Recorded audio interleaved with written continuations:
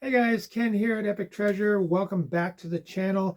I know I've been gone for a while. Took some needed time off over the holidays. I haven't taken a vacation in like forever. Been working so hard, but Kim and I decided to take some vacation time so we could just kind of rejuvenate our creative juices and take that into the new year. It's 2025 now, and I'm really looking forward to this year. I think every year I always try to evaluate the business at the end of the year to see how I can improve the business, improve profitability, of course, and also make it easier and more affordable for my customers because my customers are uppermost importance to my business. If you run a business, whether it be full time, part time, or whatever, and you don't take care of your customers, I've said it many times.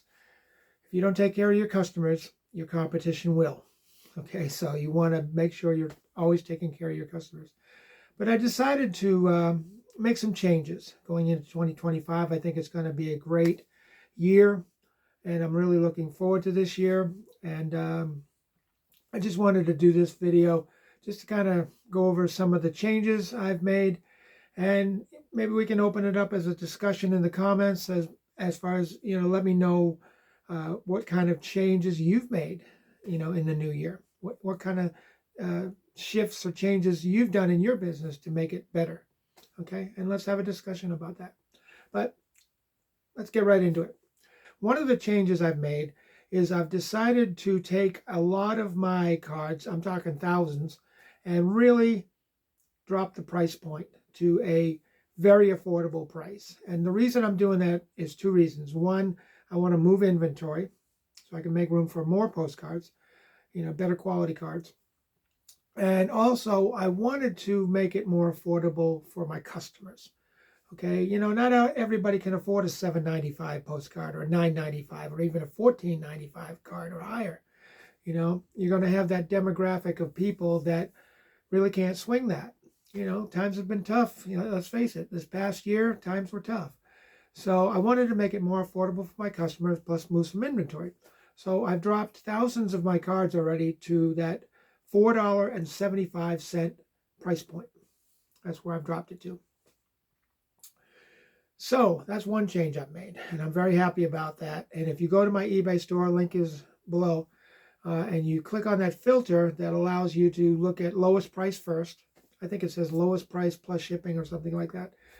You'll see all my $4.75 cards, and you can purchase those and get a great deal and get a great card. Okay, that's one change I made. Another change I made is I decided to take away all my make offer tabs. Yeah, I was getting way too many lowball offers. I can usually handle a lowball offer, no problem. I've been doing this long enough. Okay, I know what to say. I know what prices I want and everything. But I was just getting way too many of them. I mean, and I'm talking ridiculous lowball offers. I'm talking like a $24.95 card, they offered me $3. Not in this life. So I decided to just do away with all my make offer tabs. Now, I know there's a way that people can get around that. Buyers are creative, if that's what you want to call it. I call it sneaky. But what they do is, if they don't see a make offer tab, what they'll do is they'll send you a private message through the messaging service. And they'll ask you, would you be willing to take this lower price? And I usually have to stick to my guns and stick to my principles and say, no, I'm sorry, I've researched this and this is what I've sold this card for in the past. So that's the price. And if that works for you, then we can do business. And that's an important thing that in my communications, that's what I always tell customers. That phrase, I always use that phrase, if it works for you. Okay, because that kind of puts the ball back in their court and say, okay, it's your decision whether you want to go with that. And if that works for you, we can do business. If not, you can just buy it off somebody else. No problem. So that's another change I made. And another change I've made is I decided to go after better quality cards. The lots that I'm buying, I don't usually, now everybody's different on eBay. Some people go after the huge lots. I've seen people buy 25,000, 50,000, a million cards. I don't have the working capital for that, unfortunately.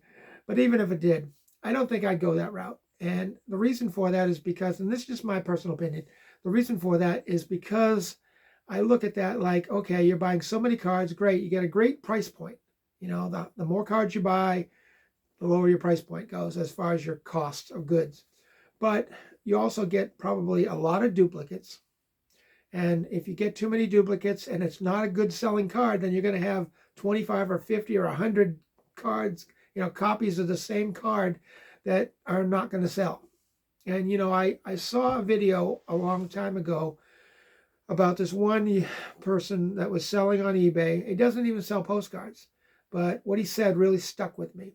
And he said, you got to remember, we're in the reselling business, not the storage business. I mean, I've got cards in my inventory I've had in my inventory for 4.5 years, and they still haven't sold.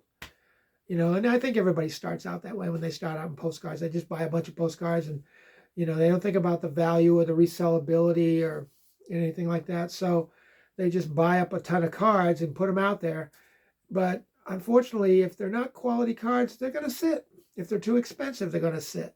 And that's another thing I had to do this year, going into this year, is really look at the realistic pricing of my cards.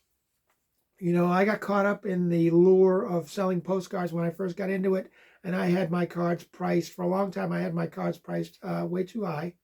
And you can't price it outside what the market will bear. In other words, the market is the buyer. If you're pricing, if you're looking on your comps on eBay, and it's saying that, you look up a specific card and you see the same exact card, may not be the same year, but the same exact card, and you see that everybody else is selling it for $7.75 and you've got yours for $49.95. It's going to sit there. I mean, you might run into a buyer that doesn't know any different, and they might just say, oh, well, I'll buy that. Must be worth it. And they'll make an offer or something for slightly less. And yeah, that happens occasionally. I mean, I have sold quality cards at a high price. I mean, I once sold a card. It wasn't even an RPPC, a real photo postcard. It was a printed card, but it was of the Titanic, and its sister ship, the Olympic, in port. And it had a postage cancellation stamp, a round stamp on the back that was dated in August of 1912, which is about 4 months after the sinking of the Titanic. And I think that's what gave its value. And I sold that card for $160. I wanted $195 for it. Somebody made me an offer for $160. I took it because it only cost me about 10 cents for that card. I bought it in a lot of about 150 cards, and I found it. And I put it up immediately, and I made a really, really good sale on that. But, that's a rarity. Now, if you've got the money to buy higher quality cards and go to other places besides eBay or maybe Facebook Marketplace or your local thrift store or whatever, there are online bidding sites you can go and you can get better quality cards. Or if you develop a relationship with somebody that's just getting rid of a lot of postcards, they've collected them for years, that's another place you can find better quality cards, then yeah, you can command the higher prices. But if you're just dealing kind of in the common card market, then you've got to sell your cards. And I had to take a really realistic look at this. And I'm a realist by heart. And I said, you know what? I don't want these cards sitting in my store for 4.5, 5, 8, 10 years. Now, some people don't mind that. I know some people on YouTube that sell on eBay that they don't care. They just put it up there, and whenever it sells, it sells. That's fine too. I don't think there's a right or wrong to this. All I think is that for me personally, I want these things to move, and I want to have consistent sales. And that's another goal that I've set in 2025 is to have consistent sales every single day, because I'm still not at that point. I still get a couple of goose eggs every once in a while, that days I go that I don't make any sales. So that's another change, another goal. And let's see, let me think of, I had one more. And this is important too. When you first start out selling on eBay, whether it's part-time or full-time, you just work like a dog, okay? You're working 15 hours a day. If you're doing it full-time like me, you're working 15, 18 hours a day, 7 days a week, Okay. I decided going into 2025 that I was going to cut back on that a little bit. I was watching another video, again, by Mark from SM Postcards. Shout out to Mark. He's a great guy. You really ought to check him out and check out his channel. And, no, I'm sorry, that wasn't Mark. My bad. Sorry, lost my mind for just a moment. This was another person on eBay that sells. I think his YouTube name is Cha-Ching King. It's a pretty cool name. But he was talking about not working yourself into the ground. Okay. And you got to take some time for yourself. You got to take some, especially if you're married, you got to take time for your wife. If you have children, you have to take time for your family. You have to take some off time. You have things, like we just bought this beautiful house about 11 months ago. We've been just really blessed with this house that we purchased. And it was a 14-month journey, and we went through 5 lenders and 4 houses, and it was tough. But we were blessed to get this house at the perfect time, and I give all the praise to Jesus for that. And the thing is, when we bought this house, I found out there are a lot more things that I have to be responsible for other than just living in an apartment. When you live in an apartment, usually most of that stuff is taken care of by the landlord. But with a house, it's all on you, baby. It's all on you. And there were just a lot of projects that kept surfacing. Now, granted, this house, when we bought it, is only 3, at the time, was only 3 years old. I mean, it's practically brand new. So it wasn't a whole lot wrong with it. But there were these little things, that we wanted to tweak or fix, or I wanted to add, like we wanted to add some outdoor furniture and stuff like that. So I wanted to take more time and not work myself into the ground. I don't want to neglect my wife, Kim. She's been a blessing to me, and I want to make sure, we're both older. We're not spring chickens anymore. We're not in our 20s anymore. Now, if you're in your 20s, 30s, maybe you can pull that off. But as you get into your 60s, which is where we're at right now, Kim's looking to retire this year. She's going to take early retirement. I've already taken my early retirement when I turned 62. I'm 66 now, and I've been doing that since then. But, as you get older, you can't, I don't know, unless you're in really, really great shape, which I'm not, you can't do the things you used to be able to do, and you can't eat some of the food you used to be able to eat. And I think some of you guys can relate to that. So I've kind of cut back on that, and I may work about 5.5 days a week. 5 days a week, yeah, that's my full-time commitment, Monday through Friday. But on Saturdays, I do a couple of things, not very much. I take that time to rest. That's Sabbath. I take that time to rest. And then on Sundays, I'll get back to work, but I got to get back into that momentum, and I'm not going to put in as many hours on Sunday as I do Monday through Friday. So that's another change I made, another change in the business. And I think with these changes, it will just really, really help the business and help not only our income, but it will also help my customers. Okay. I did make a change this past year, which I'm going to stick with. And I decided to go international. I took my business international. And it's not a big thing. I've had maybe, in the past year, I've probably had about 4, maybe 5 orders that have been international. And one, the card got lost. The guy waited 5 weeks and just couldn't wait any longer. And he applied for a refund. So, it isn't a big market. But I wanted to open up to that as well, and that's something I did. So, these are just changes I've made to the business that will help improve the business and also benefit our customers as well. Looking for more quality cards, better quality cards, so I can sell them at a higher price. That's another thing, like I was saying earlier, I forgot to finish my statement. Sometimes I get sidetracked. Happens when you turn 60. At least it does for me. But the thing is, with buying, for me personally, I don't buy the huge lots. And the reason I don't do that is because, again, a lot of times you get a lot of duplicates. If those duplicates aren't good quality cards, then you're going to have a lot of duplicates sitting around for years and not selling.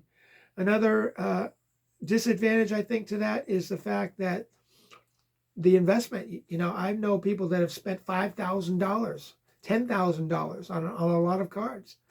And it's going to take a long time, especially if you're selling a lot of common cards, it's going to take a long time to get that investment back, because you really don't start turning a profit until you've got your investment back. I mean, yeah, you're profiting because you're selling cards, but the thing is, you've got to pay that credit card back or loan back or put that money back in your savings. Wherever you pulled that $5,000 or $10,000 from, you gotta pay that back, and it's just it would take too long.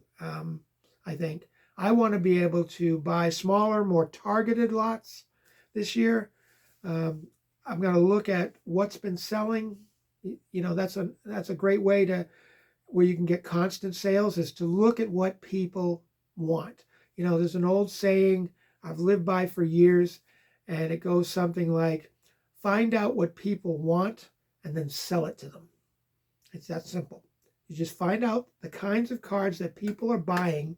Try to stay away from the cards that people aren't buying, but target more towards the subject matter that people are buying, that think people are interested in. Like, I've told you many times, transportation is a big thing. Planes, trains, ships, locations, cities, towns, small towns, hospitals, courts, what else? Mom and pop restaurants, that kind of thing. Those are great sellers. Those will sell any day of the week, Oh, another thing that I wanted to change going into this year, and I didn't write it down on my list there I have on my tripod, but another thing is I want to try newer, different cards that I've never sold before. Just, as a test market. Like I just bought this small lot of cards that were from, like Batman, Superman, Wonder Woman, Iron Man, DC Comics type thing. I bought them in a 4x6 size, which I sell Continental. I sell both the 3.5 and 5. I have 5.5 standard size cards, but I also sell, the Continental 4x6 cards. And these are always usually 4x6. So I bought a small lot of those. They haven't showed up here. In fact, the shipment is late. So it's going to be coming in about 4 days. But I just got some new cards in. Let me show you some of these. Since I got you here, I wasn't planning on doing this. These are all older ships. These are all older ships. There's one right there. These are like battleships out of World War I era. Okay. And these are all originals. Another one there. And here's another beauty there. And see, I can sell these for, like this one's dated looks like 1907. So that's turn of the century. Right there. Very nice. And let's see. This one's unposted. But these are all original cards out of the 1900s. And these are the kind of cards you want to look for if you're looking to sell them for, they will command a higher price. Absolutely. Because there are collectors out there that love, love, love these kind of cards, especially military. That's another big seller, especially, the older the better. This one right there, old steamer. I know I'll be putting these up probably today, maybe.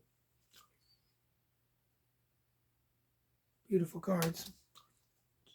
That's what makes this business so worth it. When you get cards like this, they really show you a part of history. It's funny too, because in college I did horrible in history.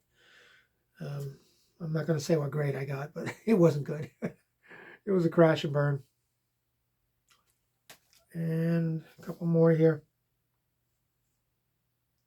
It's just a new lot that I got in.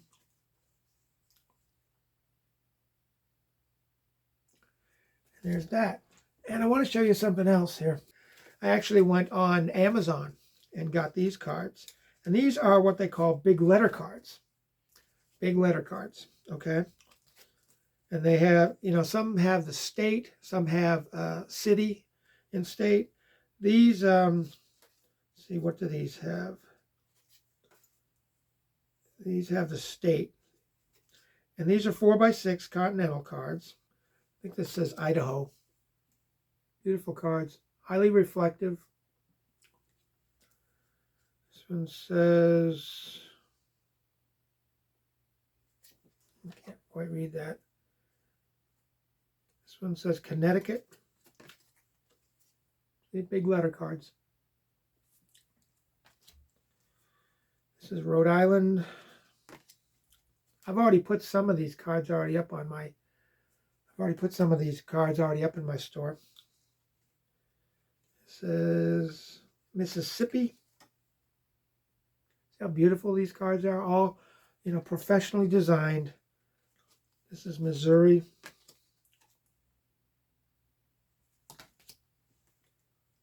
Let's see. Looks like South Dakota. And, of course, everybody's favorite vacation place, Hawaii. But anyway, I got more cards over there, but I'm not going to go through all of them. But, it's just, I think change is good. You shouldn't be afraid of change. Don't be afraid to change up your store, change up your strategy. I'm always looking at ways to improve it, make it better, not only for us, but for my customers. So I guess that's it. That's going to be a wrap for today. Like I said, sorry I haven't been around in a while, but I had to take that time off to just recoup and just rethink things and rejuvenate the creative part of doing this kind of thing. And yeah, that's going to do it for today. And as always, if you got anything out of this video, and I hope you did, you know what to do.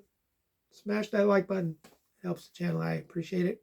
I'm going to go, but you guys have a great day. And I hope you had a Merry Christmas and a Happy New Year. And I hope your 2025 is more successful than you've ever been in your business. Okay, I got to go. You guys have a great day. And we'll see you on the next video. Take care and bye for now.